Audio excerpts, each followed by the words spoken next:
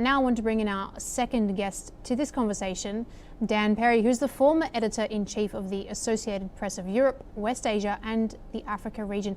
He's joining us live from Tel Aviv in Israel. Dan, a pleasure to see you again. Thanks very much for sharing your insights with us today and your time as well, of course. Now, we have seen, of course, some of these profits from Iran in regards to their oil ministry flowing straight back into the Iranian economy. Of course, in relation with the closures in the Strait of Hormuz and perhaps a potential closure in the Strait of the Bab el-Mandeb Strait there as well.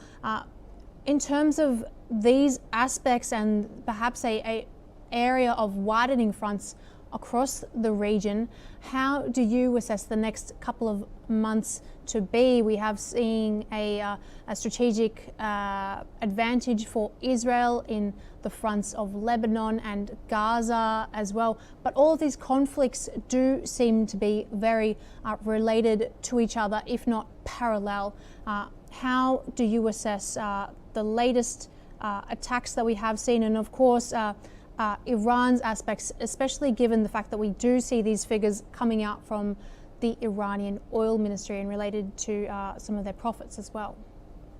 Okay, so as regards to figures, it's interesting, but there's a question about whether we believe any of it. These are figures coming out of Iran. The Iranian ministry is not beholden to tell the truth to Western media or to anyone at all, much less their own people.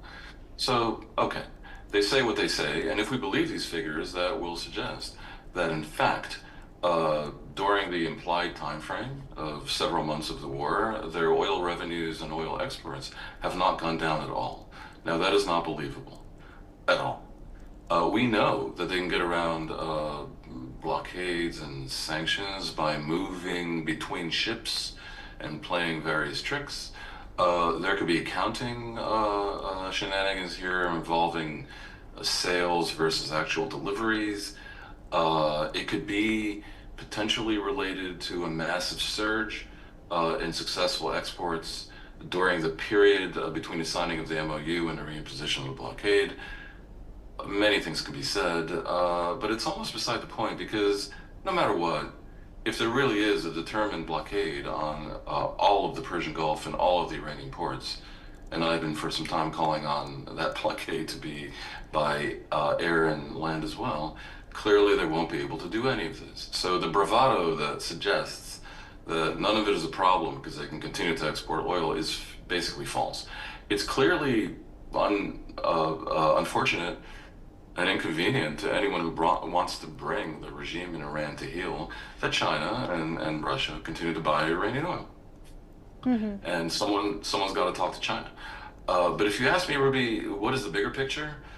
The bigger picture is truly perplexing, because the Iranian regime survived the assault by the US and Israel, proved more resilient than many believed, despite the killing of its supreme leader and so many other people, and the true military evisceration that they suffered. They continue to control the country, and they continue basically to convince the Iranian people that if they come out into the street, they will be massacred. So you know, that's successful from the point of view of a despotic police state. But they were the potential beneficiaries of a monumental capitulation by the U.S. because the U.S. played its cards poorly and didn't understand that the blocking of the Strait of Hormuz by Iran, which was inevitable, would create dislocations in the global economy, and Trump panicked. And therefore, no longer are we talking about any request that the Iranians stop massacring people. No longer are we talking about that they should stop their proxy militia terrorist project in the region. There's no demands on them almost, including really even on the nuclear file, very little. They're about to receive about $500 billion, and still they insist on charging tolls and fees in the Strait of Hormuz, which did not exist antebellum. I don't think Trump can give in to this. I'm somewhat surprised to hear the professor speaking of Trump's insistence on pushing back on this as if it was some kind of weirdly illogical and unpopular thing. I think this can be messaged to the American people and to the world. And if Iran is really serious about attempting to control the Persian Gulf, which did not exist before the war, they need to find themselves confronting a global coalition, which of course they did not during the war because Trump failed to consult with his NATO allies. But at this point, Trump is in a different position, and Iran has declared economic war against the world. That's different. Indeed. And when I hear people like the professor seeming to be wanting to acquiesce still to this truly despotic regime, even on the issue of the Strait of Hormuz, I'm frankly stupefied. Okay. Dan, please stay with me now. I'll be coming back to you very shortly. We do have some breaking news coming into us now. Iran's Islamic Revolutionary Guard Corps has claimed that its latest military strikes destroyed several US military aircraft at bases across the region. According to a statement released by an IRGC spokesperson and published by Iran's semi-official Fars news agency, the attacks targeted both manned aircraft and unmanned aerial systems. The IRGC claimed that 17 reconnaissance and operational drones were destroyed, along with an F-15 fighter jet inside a hangar. The statement also said that a P-8 maritime patrol aircraft, a C-17 military transport plane, and 8 aerial refueling aircraft were destroyed during the attacks. The claims come amid continuing military tensions between Iran and the United States across West Asia region. There's been no immediate confirmation from US officials regarding the claims from Iran, and the reported damage has not been yet verified.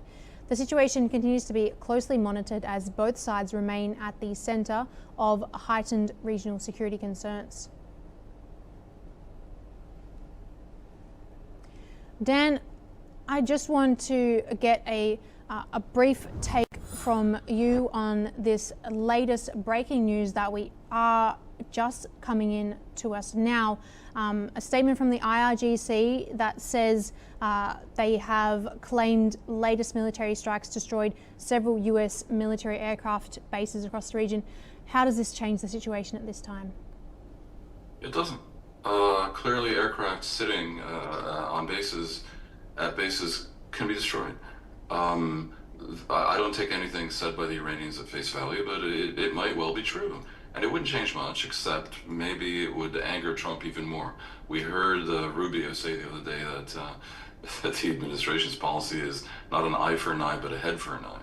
So maybe for every plane destroyed on the ground by the Iranians, they'll want to, destroy 20 planes in Iran. It obviously is another thing that goes into the ledger of accounting. But the bigger picture is the U.S. has a very big question what they're going to do right now. If the Iranians are seriously going to insist on their current position, which I described before, then the question is how to push back, or do you acquiesce? I don't think they can acquiesce. And so the pushback would have to be either military or the imposition of a land, air, and sea blockade. And if the latter is done, I would hope they get the NATO allies on side, and I would think serious discussions have to be happening with Pakistan, with India, and with China, and with the Arab League also, that everyone should align as one, a raid against Iran. I don't know what else can be done, frankly, because a war aimed to mow the lawn, as they say, to degrade Iran a little bit more, is probably not worth it. The only thing that is really worth it is concluding, I think, that this regime must go because of the terrorism they spread around the region, because of the terrorism spread in their country, and because of this economic war against the world. And that will be a big project that will require more than the U.S. And it is, of course, a tragedy that the leader of this campaign against Iran is Trump, who is a highly flawed messenger and who does not inspire confidence around the world. That Dan, is the army. please stay with me now. I'm sorry to interrupt, but we are moving now to Europe, where 4 children are among 11 people killed in an overnight attack on a holiday camp in the Russian-controlled part of Ukraine's Zaporizhia region, according to Russian-appointed authorities. The strike also left at least 16 people injured at the resort area of Kyrillakivka, located on the coast of the Sea of Azov near Melitopol. Russian officials accused Ukraine of deliberately targeting civilians and said the attack hit a holiday camp where families were staying. Moscow has launched a terrorism investigation into the incident. Ukrainian authorities had not commented on the claims at the time of the report. The incident comes as the war between Russia and Ukraine continues to intensify, with both sides carrying out long-range missile and drone strikes far from the front lines. Both Moscow and Kyiv have repeatedly denied deliberately targeting civilians, even as casualties continue to mount.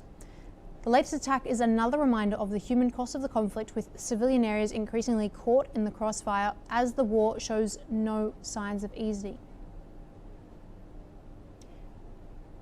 Dan, coming to you now, and just being conscious of your time, we've seen accusations from Russia there that Ukraine has made this attack, which would be breaking international law and would be deliberate targeting of civilians. How do you think that this may affect Ukraine's international standing?